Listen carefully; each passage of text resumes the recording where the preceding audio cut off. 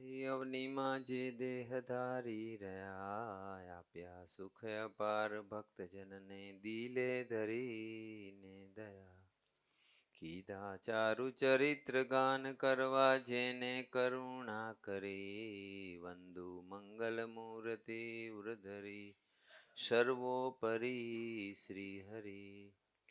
જેના દિવ્ય સુદિવ્ય જે ચરિતમાં વિલસી હરિ તો રહ્યા, સંબંધે થઈ શૂન્ય જે વિચરતા દાસત્વ ધારી રહ્યા. આપે અક્ષર સુખ ભક્તજનને સુહૃદ બની સર્વદા, એવા સ્વામી પ્રબોધ દાસ ગુરુને ભૂલકા સહુ સેવતા.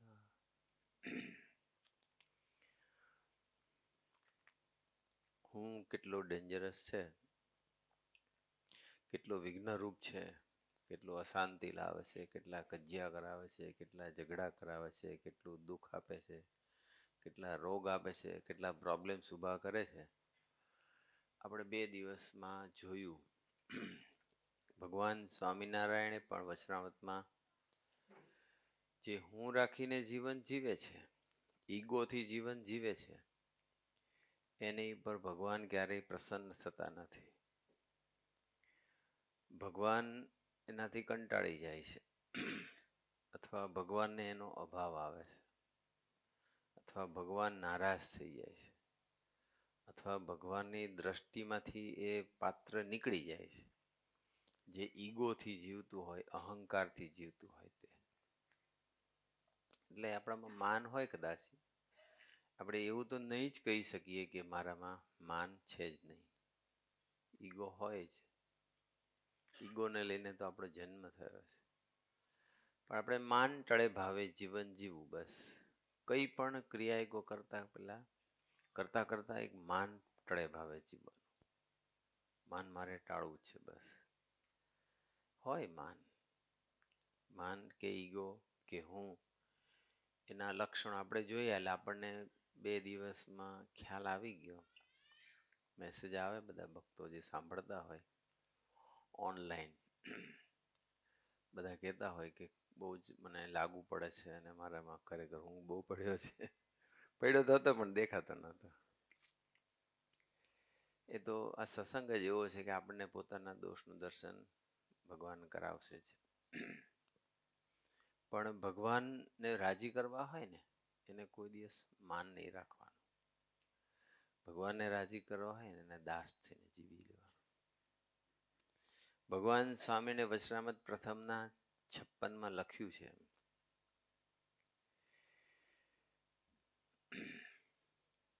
ભગવાનના ભક્તને ભગવાન વિના બીજે કોઈ જાતની કામના રહે ખોટ છે, અને જેને કોઈ જાતની વાસના ના હોય. ખોટ કહેવાય. કોઈ વાસના હોય, કામના હોય, કોઈ ઈચ્છા રહી જતી હોય, પણ કોઈને કોઈ જાતની વાસના નથી ને તીવ્ર વૈરાગ્યવાન છે. જગત તરફનો, વિષય તરફનો કોઈ પણ પ્રકારની વાસના નથી એને. તીવ્ર વૈરાગ્યવાન હોય, પણ જો વૈરાગ્યના યોગે અહંકાર યુક્ત વર્તે તો બકરું કાઢતા ઊંટ બેસી ગયો. બકરું કાઢ્યું એમાં શું થઈ ગયું? ઊંટ બેસી ગયો. વાસના કાઢી પણ અહંકાર બેસી ગયો. વાસના એ બકરા જેવું છે અને અહંકાર એ ઊંટ જેવું છે. વૈરાગ્ય હોવો સારો ગુણ છે. વૈરાગ્ય જરૂરી છે. નિર્વિષય થવું, નિર્વાસનિક થવું જરૂરી છે. પરંતુ એ જો વૈરાગ્ય પ્રગટ્યો, વાસના ટળી, સંકલ્પો મટી ગયા, પણ જો એનું પાછું અહંકાર રહી જાય તો એ તો નકામું છે. એટલે ભગવાન સ્વામિનારાયણ કહે છે કે વૈરાગ્યના યોગે અહંકારયુક્ત વર્તે તો એને વિશે પણ મોટી ખોટ છે. અથવા અત્યંત આત્મજ્ઞાનનું બળ હોય, હું આત્મા છું એ બસ. આત્મનિષ્ઠ કોઈ હોય, આત્માનું જ્ઞાન હોય, આત્માન પરમાત્મા, અથવા આત્મજ્ઞાનનું બળ હોય. બધા કેવું અઠયોગીઓ કેવું કરતા હોય છે, કેવું બધું. આપણે તો એવું કરી જ ના શકીએ. અથવા ભગવાનને વિશે દ્રઢ ભક્તિનું બળ હોય, કોઈ ખૂબ ભગવાનની ભક્તિ કરતો હોય, તો એ ભક્તિના ઓથે કરીને અથવા ભક્તિએ કરીને પણ ભક્તિને લઈને પણ એને ઈગો આવી શકે છે કે હું આટલી બધી ભક્તિ કરું છું બસ. રાઈટ. ઘણા બધા એવા હોય કે સવારના પોરમાં મંગળામાં દર્શન કરવા મંદિરે પહોંચી જતા હોય. શિયાળો હોય, ઉનાળો હોય, ચોમાસું હોય. એક જણ મને મળ્યા, મને કે 16 વર્ષથી હું કોન્સ્ટન્ટ હજુ મંગળા ચૂક્યો નથી. સારો ગુણ છે ને. ભગવાનની દર્શન કરવા જવું એ કંઈ ખરાબ ગુણ નથી, સારો ગુણ છે. પણ કોઈ પણ સારો ગુણ કે કોઈ પણ સારું કોઈ સત્કર્મ, કોઈ પણ સારી એક્ટિવિટી, કોઈ પણ આપણું સારું પરફોર્મન્સ હોય, એને લઈને ઈગો બુસ્ટઅપ ના થવું જોઈએ. બસ સાધના એનું નામ કહેવાય કે સાધના કરતા કરતા કરતા આપણું અહંકાર ઓગળે, દાસત્વ વધે, વિનમ્રતા વધે, હ્યુમિલિટી આપણી વધે, તો સમજી લેવાનું કે સાધના થઈ રહી છે. પણ સાધના કરો, ગુણ મેળવો, ગમે એટલા સાધન કરો, પણ પેરેલ જો ઈગો બુસ્ટઅપ થયા કરે તો ખોટી ટ્રેક પર ચડી ગયેલા છે. અને એ સાત્વિકતા એ કરીને એને ફીલ એવું થશે કે હું કેટલા બધા સાધન કરું છું, કેટલું સરસ જીવન જીવું છું, કેટલું સરસ સત્કર્મ કરું છું, પણ ભગવાનને નહીં ગમે. ગમે એટલી ભક્તિ કરતો હોય, ત્યાગ રાખતો હોય, વૈરાગ્ય રાખતો હોય, તપશ્ચર્યા કરતો હોય, ગમે તેવું ધર્મ, જ્ઞાન, વૈરાગ્ય, ભક્તિ બધું જ હશે એનામાં, પણ એ બધાને લઈને જો એનો અહમમાં વૃદ્ધિ થયા કરતી હશે તો ભગવાન રાજી નહીં થાય. ભગવાનને તો આપણે ભક્તિનો મતલબ જ એ થાય છે દાસત્વ. ભક્તિ મીન્સ એવું સાધન કરો, ઇટ લીડ્સ ટુ દાસત્વ. આપણને દાસત્વ તરફ દોરી જાય, દાસત્વ પ્રગટાવે, નિર્માનીપણું લાવે, એ સાચી ભક્તિ છે. અનંત કલ્યાણકારી ગુણ હોય ને અનંત પ્રકારના સાધન કરતો હોય ને છતાંય અહંકારથી ભરેલો હોય, ક્રોધ કર્યા કરતો હોય, ભક્તોની ઉપેક્ષા કરતો હોય,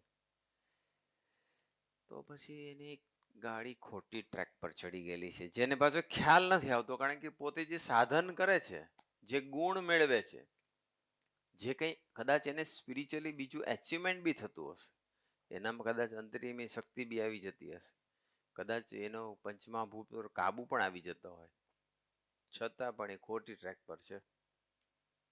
પંચમહાભૂત ઉપર કાબુ આવી જાય એટલે તો કેવું કહેવાય.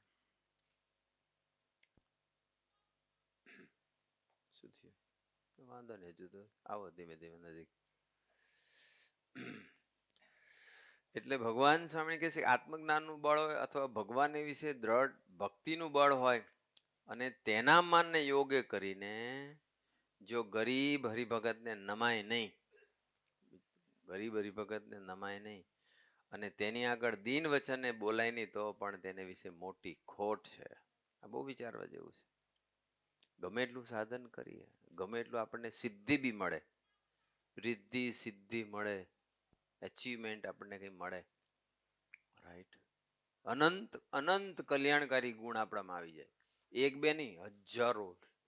આપણામાં તો કદાચ 2-5 ગુણ આવ્યા હશે, હજારો કે લાખો કલ્યાણકારી ગુણ આવી જાય, પણ જો એનું અહંકાર વધી રહ્યું હોય તો એ બધું જ નકામું છે. એ બધા ગુણ નકામા છે. એ ગુણ કોઈ કામ નહીં લાગે.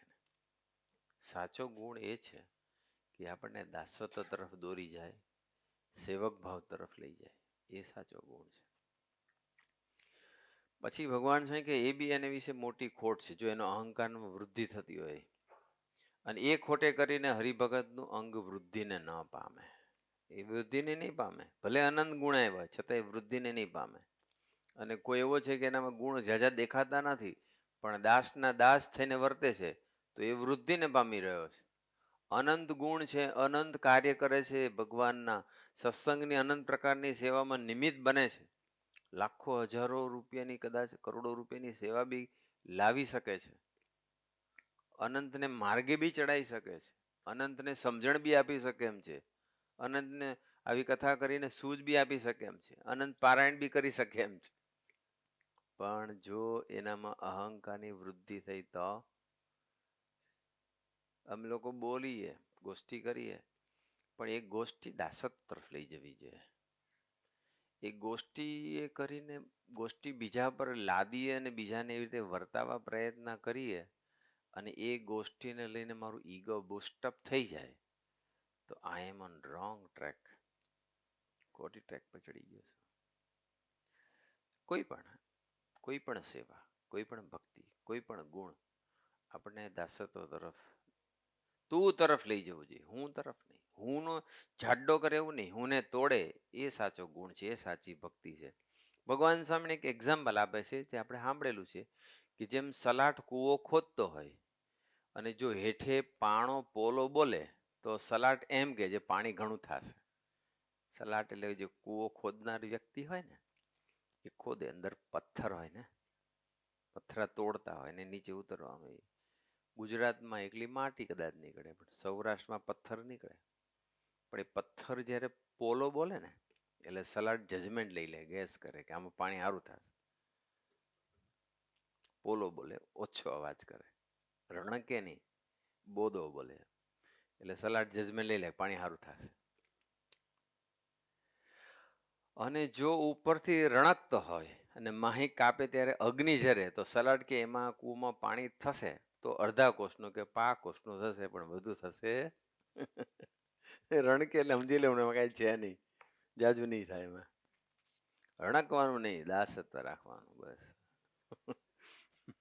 ઘણા રણકે બહુ હોય, મોટી દાદાગીરી કરે, મોટી મોટીથી બૂમો પાડે ને આમ કરી નાખું તેમ કરી નાખું બધું. એમાં પા કોષ કે અડધા કોષનું થશે, વધારે નહીં થાય. તેમ જ્ઞાન, વૈરાગ્ય અને ભક્તિ તેના માનમાં. જ્ઞાન, અત્યારે હું તમને જ્ઞાન પીસી રહ્યો હોઉં, એ જ્ઞાન મારા અહંકારનું પોષણ નહીં કરવું જોઈએ. જ્ઞાન, વૈરાગ્ય, ભક્તિ તેના માનમાં જે અટંટ રહે તો તે મોટો કહેવાય તો પણ અડધા કોષનું કે પા કોષનું પાણી થાય એવો મોટો થાય. પણ નિર્માની ભક્તમાં મોટા ગુણ આવે તેવા મોટા ગુણ એમાં આવે. ગમે એટલી સેવા કરો, ગમે એટલા નિમિત્ત બનો, ગમે એટલા ગુણો પ્રાપ્ત કરો, ગમે એટલા સાધન કરો, પણ રણકવાનું નહીં. અને તો પેલા શું કે છે આગળ પાછું કે આમ અગ્નિ જરે ઘણા બોલે ને તો અગ્નિ જરતો હોય, આમ દાજી જાય બધા બિચારા.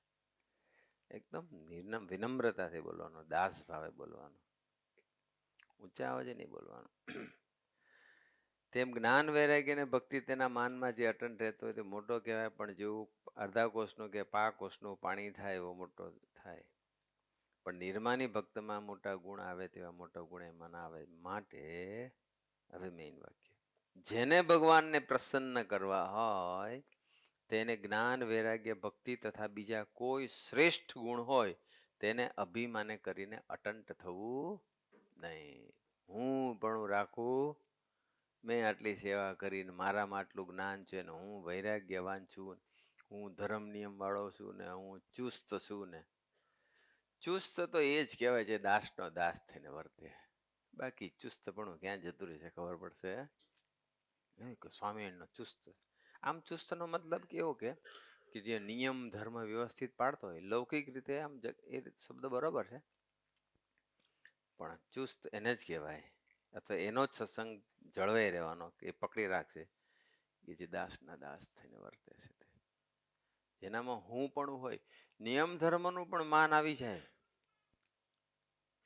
કડક નિયમ ધર્મ સારી વસ્તુ છે, જરૂરી છે, એક મર્યાદા છે, એક પાળ છે, એક વાડ છે, એમાં રહેવું જોઈએ. પણ એમાં રહેતા પણ અંદર એ વાડની અંદર રહેતા અંદર અહંકારનું ઝાડ મોટું થયા કરે, એ ઠીક નહીં. કોઈ પણ ગુણ અહંકારનું પોષણ કરે તો એ ગુણ નકામો છે. અને ગમે તેવો ગુણ હોય પણ જો આપણને દાસત્વ તરફ લઈ જાય તો એ કામનો છે. માટે જેને ભગવાનને પ્રસન્ન કરવા હોય તેને જ્ઞાન, વૈરાગ્ય, ભક્તિ તથા બીજા કોઈ શ્રેષ્ઠ ગુણ હોય તેને અભિમાને કરીને અટેન્ડ થવું. તો પછી ભગવાન તો શું હશે કે લખે તો પ્રગટ ભગવાન એવા જે શ્રી કૃષ્ણ નારાયણ તે પ્રસન્ન થઈને નિવાસ કરીને રહેશે. મીન્સ જે દાસનો દાસ થઈને રહેશે એના હૃદયમાં ભગવાન નિવાસ કરીને રહેશે.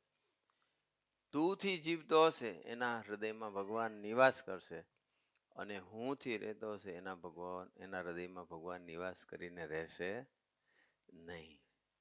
એટલે મુક્તાનંદ સ્વામી પ્રશ્ન પૂછ્યો કે મહારાજ, જ્ઞાન વૈરાગ્ય ભક્તિ તથા બીજા જે શુભ ગુણ તેને યોગે કરીને માન આવે, તે માનને કયા ઉપાય કરીને ટાળવું? ખબર પડી ગઈ બધાને. અત્યારે આપણને મને ખબર પડી ગઈ, તમને ખબર પડી ગઈ કે માન રાખવા જેવું છે નહીં. માનથી તો ભગવાન નારાજ થશે, માનથી ભગવાન કુરાજી થશે, પ્રસન્ન નહીં થાય, ભગવાનને અભાવ આવી જશે. એક વાત આવશે, ભગવાનને એનો અભાવ આવે, માની માણસનો. માન નહીં રાખવાનો. ઘણાથી એટલા બધા સમજાવવા પડે, પટાવવા પડે, એટલા બધા હાચવવા પડે. કાચના વાસણની જેવા હોય, તૂટી જાય નક્કી નહીં. ક્યારે દર્શન આપે ને ક્યારે દર્શન આપતા બંધ થઈ જાય, કઈ નક્કી હોય? કાચના વાસણ છે. અને કેટલું જાળવીને રાખશું, કેટલું જાળવીને રાખશું. આમાંથી કેટલા જણા એવા હશે, કદાચ ભાઈઓ બહેનો બધા બેઠા છે, કેટલા જણા એવા છે કે જેના ઘરમાં આજ દિન સુધી એક પણ કોઈ પણ કાચનું વાસણ તૂટ્યું ના હોય અથવા ક્રેક ના પડ્યું એવું બને? કોઈ બન્યું છે? કપ, રકાબી, ગ્લાસ, કશું બી, સિવાય કે ડિસ્પોઝેબલ કાગળના વાપરતો હોય તો વસ્તુ જુદી છે. વાસણ ઘસવાનો કંટાળો આવતો હોય, ધોવાનો, યુઝ એન્ડ થ્રો, તૂટે છે. બધા એને સુકન ગણે. એમ અહંકાર તૂટે એ તો સુકન જ કહેવાય. આમ તો જો કે અહંકાર તૂટે એ સુકન કહેવાય. કાચ તૂટે સુકન કહેવાય કે નહીં ખબર નથી, પણ બધા કે છે કહેવાય, એમ માની લઈએ ચાલો. પણ અહંકાર તૂટે એ તો બહુ મોટા સુકન કહેવાય. હા, હવે કઈ સારું કામ થશે. એટલે કાચના વાસણની જેમ હાચવા પડે એવો માની નહીં થવાનું, આપણે નિર્માની થવાનું. બસ ભગવાનને પછી પ્રશ્ન પૂછ્યો કે કયા ઉપાય કરીને માન ટળે? મુક્તાનંદ સ્વામીએ પૂછ્યું. શ્રીજી મહારાજ બોલ્યા, જે ભગવાનના ભક્તનું મહાત્મ્ય જાણીને, પહેલો તો શું સમજવું પડે? મહાત્મ્ય, મહિમા સમજવો પડે ભગવાનના ભક્તનો.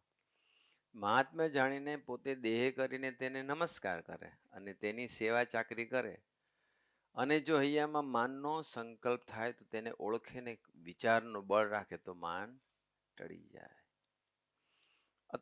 અતિશય પ્રેમ લક્ષણા ભક્તિ હોય ને ભક્તિ કરીને ભગવાન તેને વશ વર્તતા હોય, અને જો તે ભક્તિનું ભક્તના હૃદયમાં માન આવે તો પણ અતિ ખોટ છે. ફરી પાછું મહારાજ કીધું, પછી ભક્તિ કરતા કરતા બીજું માને છે તો ખોટ છે.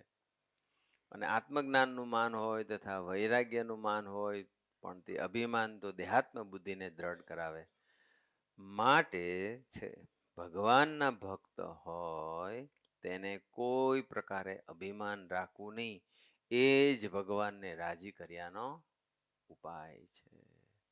આમાંથી બધા બેઠા છે ને, બધાને એક સંકલ્પ તો છે જ નહીં, બસ એક તું રાજી થા. બસ એને રાજી કરવા દરેક સાધક માત્રનો સંકલ્પ છે, એક ધ્યેય છે. બસ મારે અને તમારે બધા માટે એક જ ધ્યેય છે, બસ રાજી કરવા. તો ભગવાને કહી દીધું કે જો ભગવાનને રાજી કરવા હોય તેને કોઈ પણ પ્રકારનું અભિમાન રાખવું નહીં. એ જ ભગવાનને રાજી કર્યાનો. પછી મહારાજ કે અંતરદ્રષ્ટિ કરતા હોય એને ના કરતા હોય એનો પ્રશ્ન નથી. અંતરદ્રષ્ટિ વાળો જે ભગવાનનો ભક્ત હોય તે જો તપાસીને પોતાના હૃદય સામું જુએ તો જરાક પણ લગારે માન આવતું છે ને ત્યારે હૃદયમાં રહી જે ભગવાનની મૂર્તિ તેની નજર કરડી દેખાતી જશે. જોજો, તમે અંતરદ્રષ્ટિ કરશો ને, તમે માનથી જીવશો ને, એટલે તરત જ જો તમે તપાસ કરશો તો ભગવાનની મૂર્તિ એની નજર છે ને કરડી થઈ જશે.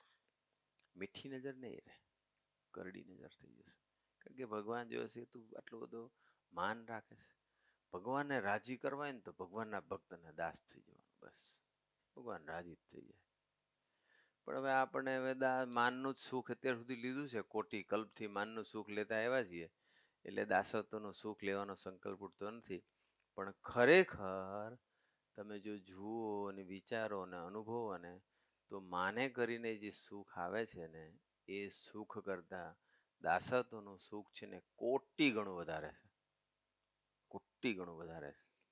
Try to experience the happiness of dasatva. Try to experience. એકવાર દાસ બનો ને પછી એનું સુખ લો. ખરેખર એમાં મજા આવે એવું છે. પણ આખી દુનિયા માનનું સુખ લે છે ને, આખી દુનિયાને માન, મોટપ, ફેમ, પ્રતિષ્ઠા, બધું બસ આટલા બધા મને ફોલો કરે, લાઈક કરો ને સબસ્ક્રાઇબ કરો ને ફોલો કરો, એટલે માન જ વધારો બધું. તમે સબસ્ક્રાઇબ કરો એટલે હું મારા આટલા સબસ્ક્રાઇબર્સ, તમે મને ફોલો કરો એટલે હું. It is A process of boosting up ego. પણ નો વન નોઝ. આખી દુનિયા તો કહો છો મારા આટલા ફોલોવર્સ છે, મારા આટલા, મને આટલા બધા લાઈક કરે છે, પણ તને ભગવાન ડિસલાઈક કરે છે એ ખબર પડતી નથી. દુનિયાને રાજી કરવા જઈશું ને તો ભગવાન રાજી નહીં થાય, અને ભગવાનને રાજી કરીશું તો ભગવાન બી રાજી થશે અને ઘણાય રાજી થશે. આપણે ખોટી રીતે જતા હોઈએ સમટાઈમ્સ. ભગવાનને રાજી કરવાના, દુનિયાને રાજી કરવા જશું, કેટલાને રાજી. અને તમે આજે જેને રાજી કરશો એ કારે તું રાજી થઈ જશે એ ખબર પડશે. તમે જે પરફોર્મન્સ દેખાડ્યું છે અથવા જે કાર્ય કર્યું છે એને લઈને પેલો રાજી થયો છે, એ જો વસ્તુ તમારી ગઈ એટલે જય સ્વામી ગયા, પતી ગયા. એટલે આપણે દુનિયાના માર્ગે નથી ચાલવાનું. દુનિયા ઊંધા રસ્તે ચાલે, આખી દુનિયા. બહુ ઓછા અને બહુ એવા ડાયા, સુશીલ, સાણા માણસો છે જેને કેવું જીવન જીવવું જોઈએ એનો ખ્યાલ આવે છે, બાકી કોઈને ખ્યાલ નહીં આવતો. 99% લોકો ઊંધી દિશામાં ચાલતા હોય છે. કદાચ 2-5% હશે, વધારે નહીં. જે સ્પિરિચ્યુઅલ પીપલ છે, જે બહુ સારા ખાનદાન સંસ્કારી પરિવારમાંથી મોટા થયા હોય એને કદાચ ખ્યાલ આવે છે, બાકી કોઈને ખ્યાલ આવતો. અને પાછા આપણે એને ફોલો કરીએ છીએ. બસ બિવેર ઓફ સોશિયલ મીડિયા. ધ્યાન રાખજો. મૂળ મુદ્દા પર આપણે આવી જઈએ. જરા પણ જો માન આવતું હશે લગારેક તો હૃદયમાં રહી જે ભગવાનની મૂર્તિ તેની નજર કરડી દેખાતી હશે, અને જ્યારે નિર્માનીપણે વર્તાતું હશે ત્યારે પોતાના હૃદયમાં રહી જે ભગવાનની મૂર્તિ તેની દ્રષ્ટિ અતિ પ્રસન્ન જણાતી હશે. અતિ પ્રસન્ન નિર્માનીપણે વર્તીએ તો. માટે ભગવાનના ભક્ત હોય તેને વિચારનું બળ રાખીને કોઈ પ્રકારનું માન ઉદય થવા દેવું. હવે આગળ વધી જઈએ. એક વાત આવે છે, જો માન સહિત, માન એટલે હું ટૂંકમાં, માન સહિત જ્ઞાન વૈરાગ્ય ભક્તિ હોય તો જેમ સોનું હોય, સોનું 24 કેરેટનું અથવા 16.5 વલ્લુ, 16 એટલે પરફેક્ટ કહેવાય, 100% અથવા 24 કેરેટ ગણો ચાલે. જેમ સોનું હોય તેમાં ભેગ ભળે, ભેગ, ચાંદી કે પિત્તળ કે બીજું કોઈ પણ મેટલ, ભેગ ભળે તે સોનું 15 વલ્લુ થાય. થોડો ભેગ ભળે, અશુદ્ધિ થોડી, તો 15 વલ્લુ કહેવાય. તેથી વધારે ભેગ ભળે તો 12 વલ્લુ થાય, અને એમ વધતો ભેગ ભળે 8 વલ્લુ થઈ જાય છે, એની ક્વોલિટી ડાઉન થઈ ગઈ. તેમ એ ભક્તને જ્ઞાન વૈરાગ્ય ભક્તિનો જેમ અહંકારનો ભેગ ભળતો જાય તેમ તેમ ત્રણેય ઓછા થતા જાય છે. માટે માને રહી જે જ્ઞાન વૈરાગ્ય ને ભક્તિ તે તો 16 વલ્લા સોના જેવું છે. બસ 16 વલ્લા સોના જેવું. એટલે અહંકાર નો ભેગ ભળવા દેવાનો ક્યારેય નહીં ભળવા દેવાનો. બસ હું ના જોઈએ, બસ તું જોઈએ. તો પ્રશ્ન આવે છે કે હારું હું ટોટલી ઝીરો કરી નાખું કે પછી રાખું થોડું ઘણું? થોડું ઘણું તો રહેવા દે યાર, એવું નથી થતું? હાવ તમે યાર ઝીરો કરો છો. કોઈ જગ્યાએ તો રાખવાનું કે પછી બધે આવું જ રાખવાનું? તો એ એક પ્રશ્ન છે. તો એ બી પ્રશ્ન પૂછી લીધો છે. લોયાના છઠ્ઠાના વતનાથમાં શ્રીજી મહારાજે પ્રશ્ન પૂછ્યો છે, કયે ઠેકાણે માન રાખવું અને કયે ઠેકાણે માન. હા, રાખવાની વાત આવી કરી પાછી. લો હવે તમે ખુશ. 2 વતનાથમાં કીધું છે, લોયાના 6 ને પંચાળાના 5માં, એટલે 2 પેરેગ્રાફ વાંચી લે, નાના નાના. પછી તેનો ઉત્તર પણ પોતે જ કર્યો કે ભગવાનનો દ્રઢ આશ્રિત હોય, દ્રઢ આશ્રિત. બેઠા છે બધા આ બોલમાં, જેટલા બેઠા છે બધા ભગવાનના આશ્રિત છે. તે ગમે તેવો ગરીબ હરિભક્ત હોય તો પણ તેની આગળ માન ન રાખવું. ત્યાં હું રાખવાનું નહીં. અને જેને સત્સંગ થકી કોઈ પાછો પગ પડી ગયો હોય તેને આગળ તો માન રાખવું. મીન્સ કુસંગી હોય ત્યાં તો તમારે જે રીતે વર્તવું હોય તે રીતે લૌકિક જગતમાં જે વર્તાય તે વર્તવાનું. ઇગોઇસ્ટિક સેન્સ નહીં રાખવાની. પણ તમે કોઈ છો બોસ, કોઈ લીડર કે કશું બી, અને પેલો નીચેનો કોઈ ભૂલ કરતો હોય કે આગુ પાછું કરતો હોય તો બે શબ્દો કહી દો, એનો વાંધો નથી. ખોટી લુખ્ખી દાદાગીરી તો ક્યાંય નહીં કરવાની પાછી. હું એટલે લુખ્ખી દાદાગીરી નહીં પાછી. હા ચાલો છૂટ આવીએ બસ, સત્સંગ પૂરતું આપણે વાંધો નહીં, હવે તો બહાર તો ભૂકા જ કાઢી નાખીએ બધું. બહુ દબાયું સત્સંગમાં, હવે બહાર બધું બહાર કાઢી નાખો, એવું નહીં જોજો પાછા. લુખી દાદાગીરી તો કોઈ જગ્યાએ બહાર બી વિનમ્રતા રાખવાની છે, પણ જ્યાં કહેવા જેવું હોય ત્યાં કહી દેવાનું. ભગવાનના ભક્તનું કે આપણા ભગવાનનું ઘસાતું બોલતો હોય તો વર્ષો સુધી ભેગો રહ્યો ને હવે છૂટો પડી ગયેલો હોય તો પણ જય સ્વામી હા એ કહી દેવાનું, એમાં સાંભળી નહીં લેવાનું. અભાવ ગુણની વાત કરતો હોય, ભગવાન કે ભગવાનના ભક્તનો દ્રોહ કરતો હોય તો પછી કોઈમાં બસ આરામ રાખવાની જરૂર, પછી એમાં ભગવાન જોવાની જરૂર નથી. આટલામાં પેલા જોતા થઈ જઈએ અને તો તેની આગળ માન રાખવું, પણ તેથી દબાઈ જવું મારા તો બધા છૂટ આવે છે તે ને. પ્રશ્ન ઉત્તરમાં તો વેણ ઉપર વેણ લાવવું. હા હા, તમે તો મજા પડી ગયા છે. તો વેણ ઉપર વેણ લાવવું, વેણ લાવવાનું કે વેલણ નહીં હોય પછી જોજે પાછા. એ અમુક ટાઈમે તો જરૂર પડે તો એ બી, એમાં કઈ વાંધો નથી. અત્યારે બધા હસ્યા, 2 દિવસથી બિચારા કંટાળી ગયા કે હારું આ તો ટેન્શન. સત્સંગમાં ઘણા એવું, મને એક બે જણે એવું કીધું કે સત્સંગમાં આવીએ તો તું રિલેક્સ થવાય છે, આ તો હારું ભારે ભારે લાગે છે કે 2 દિવસથી ભારે ભારે લાગે. આટલું સરસ આ દાણી શાંતિગ્રામનો આ કેટલો પીસફુલ એરિયા નોર્થ પાર્કનો, એમાં આ નવો હોલ બનાવ્યો, મલ્ટીપર્પઝ હોલ.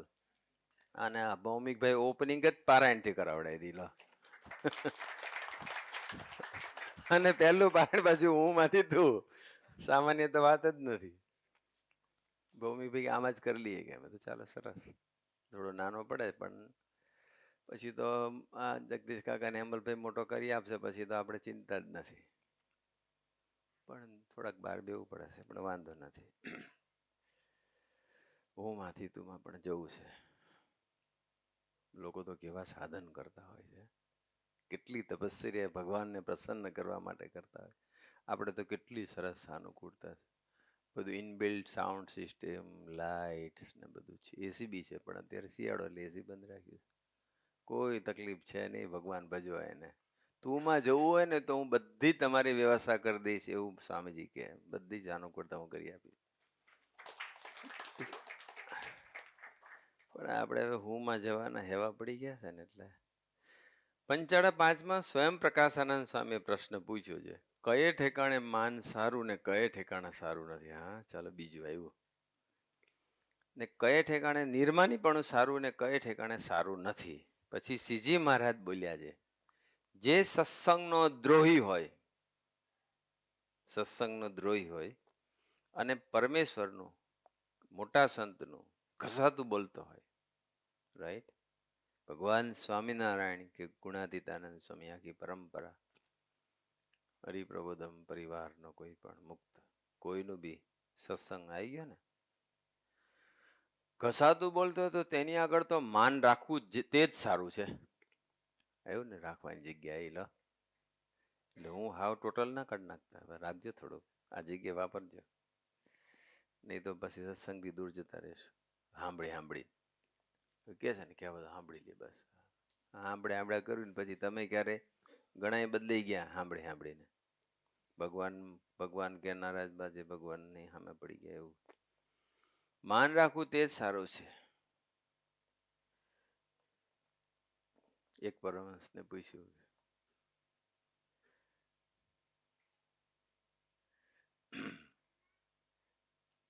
કે તમારે સત્સંગમાંથી પડી જાવ તો તમે શું કરો? એક પ્રશ્ન પૂછ્યો ભગવાન સ્વામિનારાયણ 3-4 જણને કે તમારે આવું થાય તો તમે શું કરો? તો કે હું તો, તમે જો ના હોય ને કે તો કે હું ઝાડ ઉપરથી પડીને દેજ તોડ ખલાસ કરી નાખું. માની હતો એ. તો એને ભગવાન સ્વામિનારાયણની હાજરીમાં જ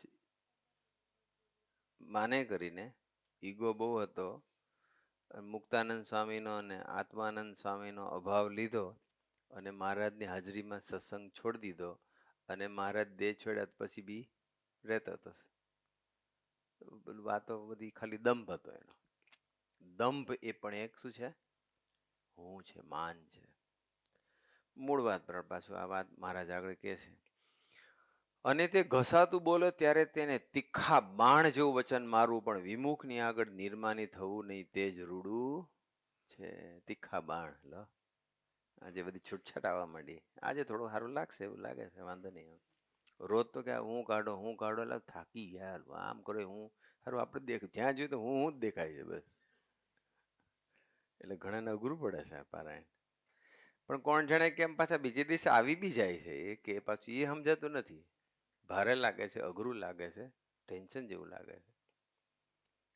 પણ પછી એને ખ્યાલ છે ને કે હારું હું પછી તું તો આવવાનું જ છે એમ. એટલે પાછા આવે છે. રાહ જોવે તું ક્યારે આવે. ત્રીજો દિવસ થયો હજુ હું નથી નીકળ્યો. ના આજે હું નો વિદાય સમારંભ 10:06 થઈ. પણ આ તો ભગવાન સામેને હુંથી કેટલા ભગવાન નારાજ છે ને એનું થોડું વાત કરવા માટે અમે ખોયલું. પછી ભગવાન સ્વામીને કહે છે કે ભગવાન અને ભગવાનના સંતની આગળ તો જે માન રાખવું તે સારું નથી, અને તેની આગળ તો માનને મૂકીને દાસાનું દાસ થઈને નિર્માની પણ વર્તવું તે જ રૂડું છે. તેની આગળ માન મૂકીને દાસાનું દાસ થઈને નિર્માની પણ વર્તવું તે જ રૂડું છે. અને જો હું રાખ્યું, માન રાખ્યું, તો આપણે અગાઉ વાત કરી હતી આજે નહીં તો કાલે સત્સંગમાંથી પડ્યા વગર રહેશે, જો માન નહીં ટાળે તો. માની માણસ ગમે ત્યારે સત્સંગ છોડ દે. ખબર હોય કે ભગવાન છે તો બી. ઘણા છું કરેલું છે ભૂતકાળમાં. ભગવાન સ્વામીને કીધું કે મોરે તો અમારે કામી ઉપર બહુ અભાવ રહેતો હતો ને હવે તો ક્રોધ, માન અને ઈર્ષ્યા ત્રણ જેમાં હોય તે ઉપર બહુ અભાવ રહે છે. આજે કામી હોય તે તો ગ્રહસ્થની પેઠે નિર્માની થઈને સત્સંગમાં પડ્યો રહેશે, અને જેમાં ક્રોધ, માન ને ઈર્ષ્યા હોય તે તો સત્સંગમાંથી જરૂર પાછા પડી જતા દેખાય છે. માટે ત્રણ ઉપર બહુ ખેદ રહે છે. મહારાજ કે અમને શું રહે છે? ખેદ રહેશે. એનો અમને બહુ અભાવ આવે છે. કોનો? માની હોય એનો, ઈર્ષાળુ હોય એનો, ક્રોધી હોય. જે બહુ ક્રોધ કરતો હશે, જે બીજાની ઈર્ષ્યા કરતો હશે અને અટંટાઈથી માનથી જીવતો હશે, એને ભગવાન કહે છે એને અમને એમનો બહુ અભાવ આવે છે. અને એક એવો આ દુર્ગુણ છે કે એ દુર્ગુણ જો ટળે ને તો બધા દોષ ટળી જાય. બોલો, એક જ એવો દોષ છે એ ટળે તો બધું જ ટળી જાય. લોયાના છઠ્ઠા વતનાથમાં કહ્યું મહારાજે. શ્રીજી મહારાજે પૂછ્યું છે સંતમાં એવો કયો એક દોષ છે કે જેનો ત્યાગ કરે ત્યારે સર્વે દોષ માત્રનો ત્યાગ થઈ જાય? સંત કે હરિભગત કોઈ બી એક દોષ ટળે તો બધા દોષ ટળી જાય એવો કયો દોષ છે? અને એવો એક કયો ગુણ છે કે એક ગુણ આવે સર્વે ગુણ આવી જાય? ત્યારે તેનો ઉત્તર પણ પોતે કર્યો છે. દેહાભિમાની રૂપ જે દોષ છે, દેહનું જે અભિમાન હોય કે એ દોષ છે, તેમાં સર્વે દોષ રહે છે, અને તેનો ત્યાગ કરે તો સર્વે દોષનો ત્યાગ કરે. એટલે કહેવાય છે ને, હું ટળે હરી ઢુકડા તે ટળાય દાસ. એનું જેનું હું ટળી ગયું એના માટે હરી કેવા થઈ ગયા? ઢુકડા થઈ ગયા.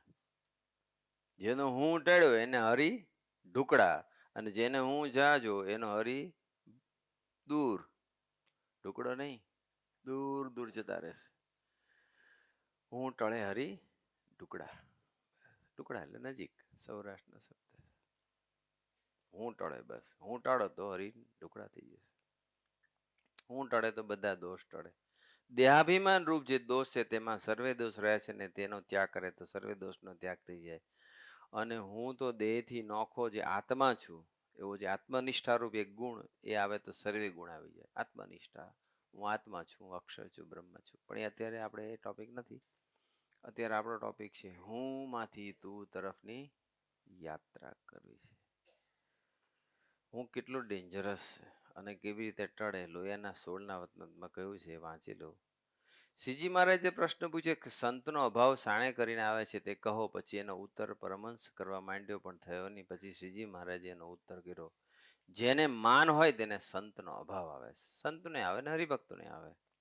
કેમ જે માની હોય, હવે માનીનો સ્વભાવ કેવો હોય સાંભળો. હું છે ને હું જે બહુ ઇગોઇસ્ટિક સેન્સથી બહુ જીવતો હોય, માને કરીને જીવતો હોય, હું પણ રાખતો હોય, અટંટાઈ બહુ રાખતો હોય, ભયંકર અભિમાની હોય, અહંકારી હોય, એવો માણસ હોય એના સ્વભાવ કેવો હોય સાંભળજો. મહારાજ કે આપણે આમ તો ગઈકાલે પરમ દિવસે થોડી વાત થઈ હતી. જે માની હોય તેનો એવો સ્વભાવ સાંભળજો.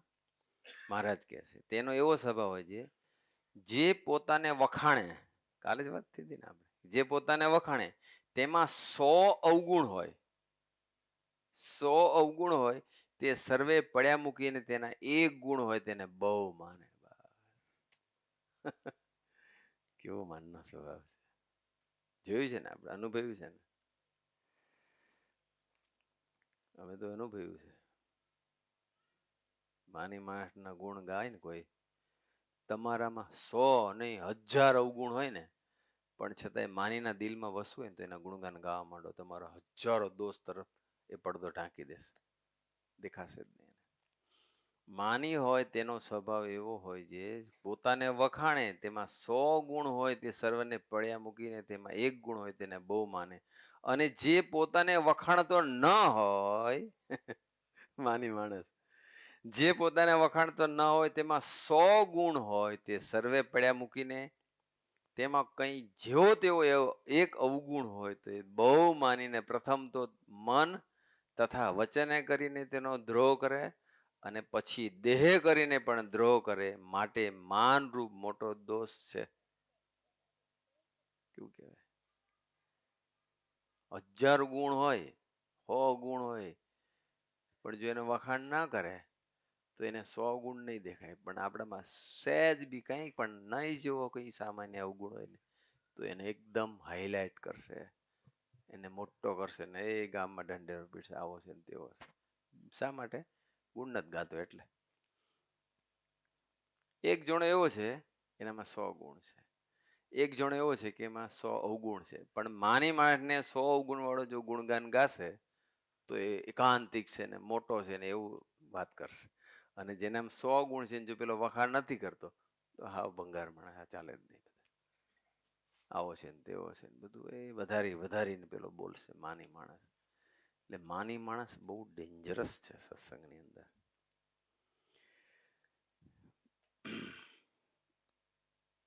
સર્વે પડ્યા મૂકીને તેમાં કોઈ જેવો તેવો અવગુણ હોય તેને બહુ માની પ્રથમ તો મન તથા વચને કરીને દ્રોહ કરે, અને પછી દેહ કરીને દ્રોહ કરે, માટે માનરૂપ મોટો દોષ છે. ભગવાન સ્વામી દાદા ખાચરના વખાણ કરતા હતા તો જીવા ખાચરને એવું થઈ ગયું કે દાદા ખાચરના જ વખાણ કરે છે, મારા નથી કરતા. તો આપણે ગુણ અવગુણ તો બાજુમાં નહીં, સાક્ષાત ભગવાનનો દ્રોહ કરવા તૈયાર થઈ ગયા. વિચાર કરો, મારી નાખવા માટે તૈયાર થઈ ગયા. રાઈટ? બધા જાણે છે સ્ટોરી, નવું નથી. દાદા ખાચરના ગુણગાન તો દાદા ખાચરનું કેટલું બધું સમર્પણ હતું ને, આખો દરબાર આપી દીધો હતો, કેટલી નિર્દોષ બુદ્ધિથી સેવા કરી, કેટલું અદ્ભુત સમર્પણ હતું, કેટલી અદ્ભુત ભક્તિ હતી, બધું સરસ હતું. તો ભગવાન ગુણગાન ગાયમાં શું વાંધો છે? એને કરીને બીજાએ થોડી ઈર્ષા કરવી જોઈએ. માન અને તે માન સમજુમાં જ હોય, સાંભળજે હા, ભગવાન કહે છે તે માન સમજુમાં જ હોય ને ભોળામાં ના હોય એમ જાણવું નહીં. ભોળામાં તો સમજુ કરતા જાજુ હોય છે.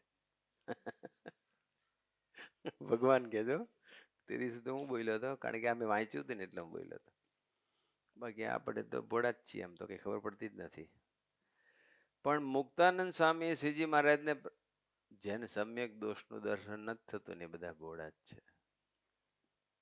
આમ તો ઓછા વધતા હું છે, દરેકમાં ભોળ પણ તો પડેલું જ છે. ભગવાનના એકાંતિકને ઓળખતા ના આવડે, ભગવાનને ઓળખતા ના આવડે, સાધુ અસાધુનો ખ્યાલ ના આવે, એ બધા શું કહેવાય? ભોળા જ છે.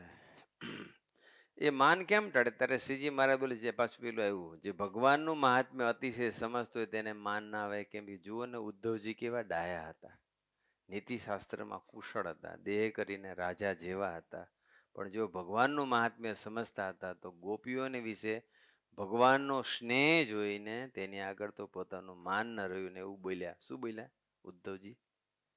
રાજા હતા, નીતિશાસ્ત્રમાં કુશળ હતા, ડાયા હતા, જ્ઞાની હતા, બધું હતું.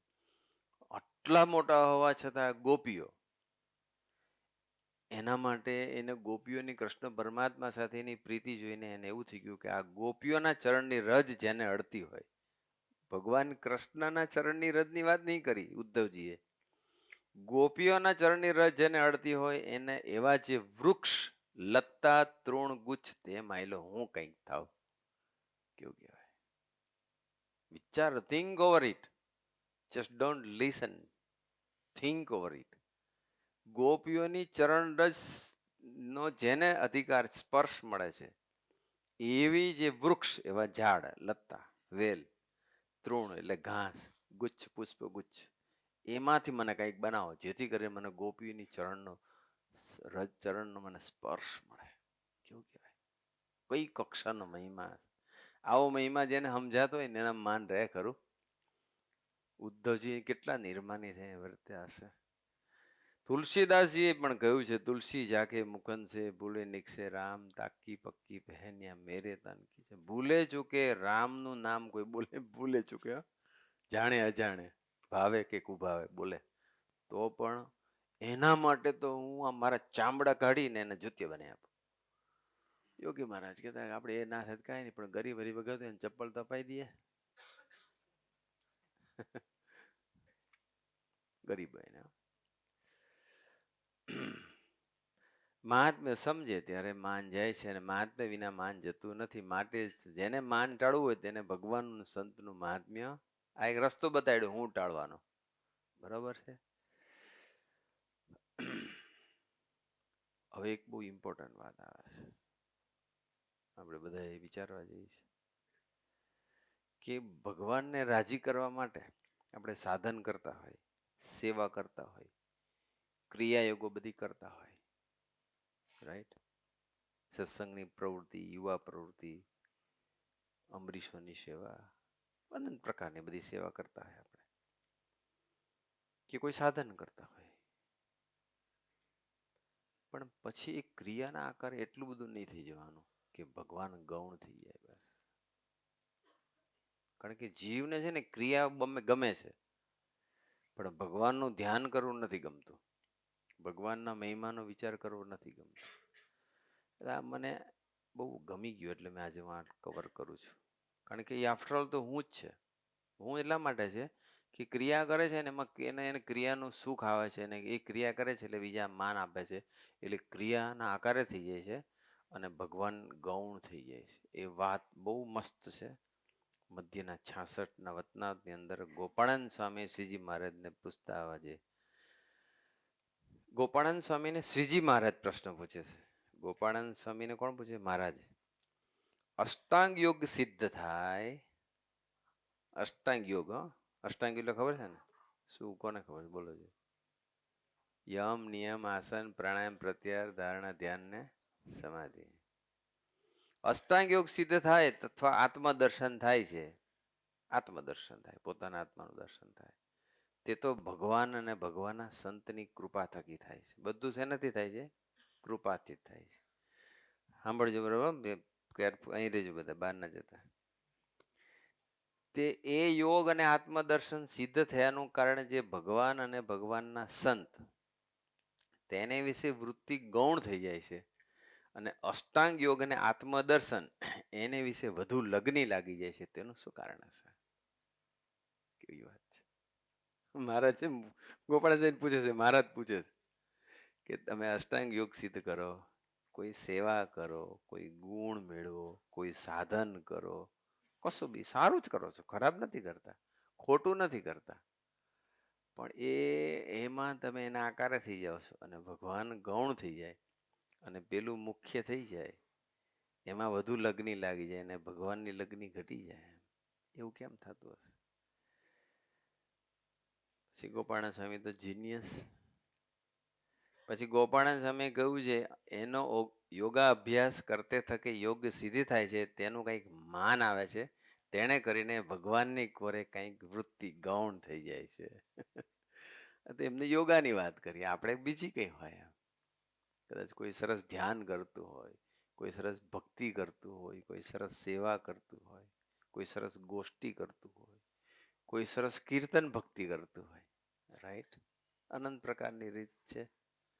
અને એમાં જ્યારે બધા માન આપે ને, ઓહો, તાલીઓ પાડે એટલે ઓહો, ખુશ. એમાં લગ્ની લાગી ગઈ. લગ્ની ક્યાં લગાડવાની છે? આની અંદર લગાડવાની છે. અને લાગણી ક્યાં લાગી જાય? બોલે, લગ્ની લાગી મને સ્વામિનારાયણ નામ, સ્વામિનારાયણ નામ નહીં, અત્યારે કીર્તનમાં લગ્ની લાગી ગઈ છે. બોલે ખરા, પણ લાગી ગયો ક્યાં લગ્ની? બધા તાલી પાડે એમાં. આજે કેમ ઓછા તાલી પાડી? થોડું વધારે હરખું ગાવા દે. આજે કેમ બધા ઓછા આવ્યા? આજે હરખું પ્રવચન કરવા દે. બધું ઊંધી ગાડી પર ચાલે, બધી ટ્રક પરથી ગાડી. એટલે મને બહુ ગમી ગયું. એટલે મેં આ થોડું આજે વાંચતા વાંચતા આવ્યું ને, એટલે મેં ચાલો આ થોડુંક કવર કરી લઈએ, જેથી કરીને ખ્યાલ આવે કે આપણે લગ્ની કોઈ ક્રિયામાં, સાધનમાં, સિદ્ધિમાં, પ્રાપ્તિમાં, એચિવમેન્ટમાં નથી લગાડવાની. એ લગ્ની ક્યાં લગાડવાની છે? આનામાં લગાડવાની છે. એચિવમેન્ટમાં બી લગ્ની નહીં લગાડવાની. રાઈટ? સક્સેસમાં પણ લગ્ની નહીં લગાડવાની. કોઈ જગ્યાએ લગ્ની નહીં. લગ્ની એક એનામાં જ લગાડવાની છે બસ. એટલે પછી ગોપાલ જવાબ સરસ આપ્યો કે યોગા અભ્યાસ કરતે થાય કે યોગ્ય સિદ્ધ થાય છે, તેનું કંઈક માન આવે છે, તેને કરીને ભગવાનની કોરે કંઈક વૃત્તિ ગૌણ ભગવાન રાજી થયા હશે. જવાબ સરસ. ફરી એક વખત પેલી જે વાત આવી કે અંત્યના 27માં કીધું છે, પેલું જે ભાવ આવે છે ને આમાં ફરી બોલે છે કે માન, ઈર્ષ્યા ને ક્રોધે 3 દોષ છે, તે કામ કરતા પણ અતિશય ભૂંડા છે. કામ કરતા બી કયા ભૂંડા છે? ઈર્ષા, ક્રોધ, માન. કેમ જે કામી ઉપર તો સન દયા કરે, પણ માની ઉપર દયા કરશે, એના પર દયા આવશે, કારણ કે પેલો ભજન કરશે, પ્રાર્થના કરશે, દાસ થઈ જશે, એકદમ ગરીબ થઈને વર્તશે કે હું આવું કરું છું, આવું કરું છું. માનમાંથી ઈર્ષા ને ક્રોધ ઉપજે છે, માટે માન મોટો દોષ છે, ને માને કરીને સત્સંગમાંથી પડી જાય છે, એવો કામે કરીને પડતો. જેટલા કામે કરીને સત્સંગમાં પડ્યા હશે, કદાચ કોક થોડા ઘણા, એ બહુ ઓછા હશે, પણ વધારે સત્સંગમાંથી કોણ પડ્યા છે? માને કરીને પડ્યા છે. કેમ જે આપણા સત્સંગમાં ગ્રહસ્થ હરિભક્ત ઘણા છે, તે સત્સંગમાંથી પડ્યા છે. માટે માન, ઈર્ષા ને ક્રોધ 3 ઉપર અમારે અતિશય અભાવ રહે છે. ફરી આવ્યું ને બાજુ. અને અમારા જે વચન લખેલા છે તેમાં પણ એમ જ હશે. તે વિચારીને જો તો જાણે આવશે. માટે ભગવાનનું મહાત્મ્ય સમજીને માન ટાળવું. બસ. જેતલપુરના 3જા વતનામાં પણ લખ્યું કે જે માની માણસ હશે એ સત્સંગમાં નભી શકવાનો નથી. માન છે તે તો અતિશય ભૂંડામાં ભૂંડું છે, તે જુઓ ને. બીજા વર્તમાનમાં કંઈ કાચપ થોડી ઘણી હોય તો પણ સત્સંગમાં નભ્યો જાય છે, પણ માનવાળો તો નભી શક્યા જ નહીં. માટે હે સંતો, નિર્માનાદિક વર્તનમાં કોઈ દિવસ ચૂક વળવા દેશો નહીં. અતિ કુશળ રહેવું, અતિ કુશળ. અને દેહ થકી પોતાનું સ્વરૂપ જુદું જાણવું, અને પુરુષોત્તમ નારાયણ જે ભગવાન તેના નિરંતર ખટકે સહિત ભક્તિ કરવી, અને ભગવાનની અખંડ સ્મૃતિ સહિત ભજન કરવું, તે તો ભગવાનના પ્રગટના દર્શનના સુખ તુલ્ય છે. ટૂંકમાં માન હશે એ નભવાનો વહેલો મોડો પડશે. એટલે ડેન્જરસમાં ડેન્જરસ દુર્ગુણ કયો છે? હું, માન, બસ, ઈગો. એક એક પ્રસંગ છે, નામ નથી આપતો, પણ એક હરિભગત દીકરો નાનો હતો ને, આવતો જ નહોતો, બહુ દાખલો કર્યો. પછી એક વખત સ્વામીજીની નજીક આવ્યો છે. એટલે પેલા એ કીધું કે સ્વામી, કેટલા સમય પછી તમારી નજીક આવ્યો. ત્યારે સ્વામીજી શું બોલ્યા ખબર છે? સર્વજ્ઞ પુરુષ, સંપૂર્ણ પુરુષ. સ્વામી કે કેટલા સમય પછી? ને 157 વર્ષ પછી મારી પાસે આવ્યા છે કે. પછી કીધું આખી એની પૂર્વ જન્મની બધી વાત કરી કે આ જન્મે એમ 157 વર્ષ પહેલા એક અહમને લઈને એને ચોટ લાગી ગઈ હતી. ત્યારથી સત્સંગ છોડી દીધો હતો, અને હવે આજે પાછો આવ્યો છે, અને આજે ઇઝ નો લોંગર ઇન સત્સંગ અગેન. કેટલું માન ખતરનાક છે. ત્યારે પ્રગટ ભગવાનના યોગમાં નથી. એ થોડો સમય આવ્યો, થોડોક ટેમ્પરરી, પણ માન કેટલું ડેન્જરસ છે કે ભગવાનથી આપણને લાખો કરોડો માઇલ દૂર લઈ જાય. એટલે માનનો જલ્દી વિદાય સમારંભ કરવો પડશે. 10:25 થઈ ગઈ છે. પછી એક છેલ્લી વાત કરી લો, પછી આપણે કાલથી શરૂ કરીએ. આજે હુંના જે પ્રોબ્લેમ્સ બધા આજે વર્ણ એવા ભગવાન સ્વામિનારાયણ કહેલા, કાલથી તું જ છે.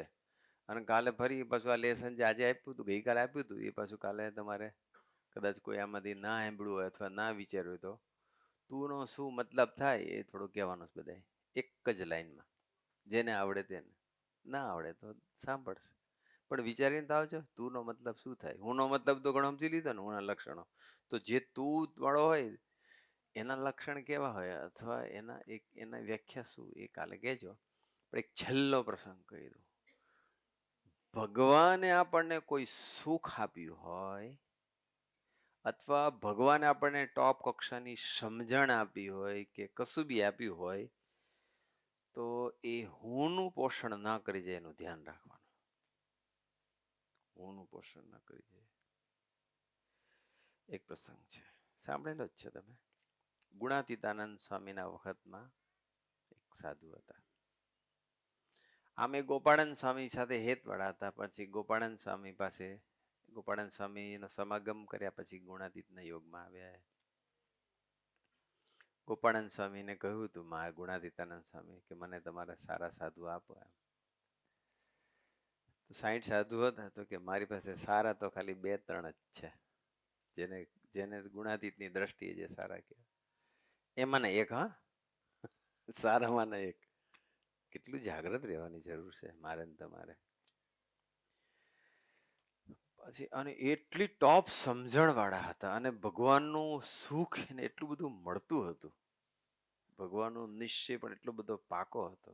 નાની ઉંમર જ 21-22 વર્ષનો સ્વામીજી આ પ્રસંગે લોકો 21-22 વર્ષનું ટાબોર્યું. અને એ સંતે ગુણાતીતાનંદ સ્વામીએ કીધું કે સ્વામી મને એક જ સંકલ્પ છે, બસ તમે મને વર્ણીય બની જાઓ બસ. સ્વામી કે કેટલું સરસ એને માગ્યું. બહુ સ્વામી કે બહુ ઉચ્ચ કક્ષાનો સાધુ હતો. એનું સ્પિરિચ્યુઅલ હાઇટ અને સ્પિરિચ્યુઅલ અન્ડરસ્ટેન્ડિંગ બહુ ઊંચી હતી. એની ભાવના બી બહુ સરસ હતી. પણ ગુણાતીતાનંદ સ્વામી જ્યારે બહુ સારું સુખ, બહુ સારું એચિવમેન્ટ, બહુ સારી અન્ડરસ્ટેન્ડિંગ, બહુ સારું જ્ઞાન જ્યારે આપણામાં આવી જાય ને, ત્યારે મેક શ્યોર કરવું પડે કે ભગવાનની મૂર્તિ ગૌણ ના થઈ જાય અને ઈગો બુસ્ટઅપ ના થઈ જાય. બહુ ધ્યાન રાખવું પડે. એટલે ગુણાતીતાનંદ સ્વામી રાજી થઈ ગયા અને બહુ સરસ માગ્યું, પણ ખાલી એક આજ્ઞા કરી. ગુણાતીતાનંદ સ્વામી કીધું પણ ભગતજી મહારાજની ગોદમાં બેસી રહેજે, બસ આટલી આજ્ઞા પાડજે. ભગવદી તો ધામમાં જતા સુધી તો આપણે બધાએ જોઈએ, મારે ને તમારે ભગવદી જોઈએ બસ. પણ જ્યારે ભગવદીનો પછી આધાર ક્યાં તૂટે ખબર? એ આમાં સમજાવું છું. તમારે જે વસ્તુ જ્યારે કઈ વસ્તુની જરૂર જ નથી પડતી, પૈસો છે, ડિગ્રી છે, સારી જોબ, ઇન્કમ છે, ગુણો છે, દોષ ટળી ગયા છે, ભગવાનનું સુખ આવી ગયું છે, કોઈ મૂંઝવણ નથી, કોઈ તકલીફ નથી, કોઈ જરૂર નથી. શું કામ ટાઈમ બગાડવાનો એમનો? આ પેલા સાધુને કોઈ જરૂર નહોતી, કોઈ તકલીફ નહોતી. એની સમજણ જો કેવી છે. ગુણાતીતાને કીધું ભગતજી મહારાજની ગોદમાં બેસી રહેજે, આજ્ઞા આટલી પાડજે. હા તો પાડી. હા તો ના કોઈ નથી પાડતું, આપણે ના પાડીએ છીએ. મેં નથી ના પાડી, તમે નથી પાડી. પણ એને એટલું બધું સુખ ભગવાન આપ્યું હતું, એની સમજણ એટલી કક્ષાની ઊંચી હતી, એટલું જ્ઞાન સરસ હતું કે એને એટલું બધું ભગવાનની મૂર્તિનું સુખ આવતું હતું. એટલે એને ભગતજી મહારાજની જરૂર પડી. આ માર ખાઈ ગયા બસ. અને પછી શું થયું તમને કહું. એક વખત તો ગુણાતીતાનંદ સ્વામી સાથે એ સાધુ જમવા બેઠા હતા. એ ઘણા કથા વાર્તા વાંચતા હશે, સ્વામીની વાતો એને ખ્યાલ આવી જશે કોણ છે. ગુણાતીતાનંદ સ્વામીને 2 સાધુ જમતા હતા અને ઠાકોરજીનો થાળ ધરાયો અને જમતા હતા. અને સમજણ જુઓ. તો એને પછી એવું કીધું કે ગુણાતીતાન આ બધું શું તમે ધરાવો છો? અહીંથી પ્રકૃતિ પુરુષ સુધી બધું રાખના પડીકા જ છે. બધું ખાવાની વિષ્ઠાન પીવાની લઘુશંકા જેવું જ છે. આ બધું શું ધરાવવાનું એમ. કારણ કે જે આપણે જમીએ છીએ તો શું છે બધું આ પૃથ્વીમાં ઉગેલું અન્ન છે, આ બધું એનું જ છે ને, બધું આ પૃથ્વીનું જ છે. તો પૃથ્વી તો કેવી છે, એ તો સ્વર્ગ આગળ તો પૃથ્વી કાંઈ નથી. અને આ બધું જે કહે છે અહીંથી છે એક પ્રકૃતિ પુરુષ સુધી, એટલે તો શું શું આવ્યું એ બધું શાંતિથી મળજો. અહીંથી પ્રકૃતિ પુરુષ સુધી શું શું આવ્યું વચ્ચે બધું કેવું છે, રાખના પડી ગયા છે. ખાવાની વિષ્ઠાન, પીવાની લઘુ સંજ્ઞા જેવું. અહીંથી છે એક પ્રકૃતિ અવાંતરની ભૂમિકામાં બધું જ એવું છે. કોઈમાં માલ છે, પણ આપણે હવે અણસમજણ છે ને અજ્ઞાન છે ને બધું વાસનાથી ભરેલા હોય એટલે આપણને પછી એવું લાગે કે ના આમાં માલ છે. ખાવામાં, પીવામાં, હુવામાં, ફરવામાં. ગુણાતીતાનંદ સ્વામી કીધું, એ ગુણાતીતાનંદ કે આવું દિવ્ય સ્વરૂપ ભગવાનની આવી મૂર્તિ ને આવું શું ધરાવવાનું એમ. ગુણાતીતાનંદ સ્વામી કે આ તારી સમજણ સાચી છે ને તારી મારી બેની સમજણ આવી એક જ છે કે હું આ સમજણ મારી બી છે, પણ કે જો બીજાની કહીશું ને તો મારો તારો ખાટલો બહાર નાખી આવશે. એટલે આ સમજણ અંદર રાખ, બહાર બોલીશ નહીં. સમજણને હંમેશા છુપાવવાની, મહિમાને છુપાવવાનો, બહાર નહીં લાવવાનો.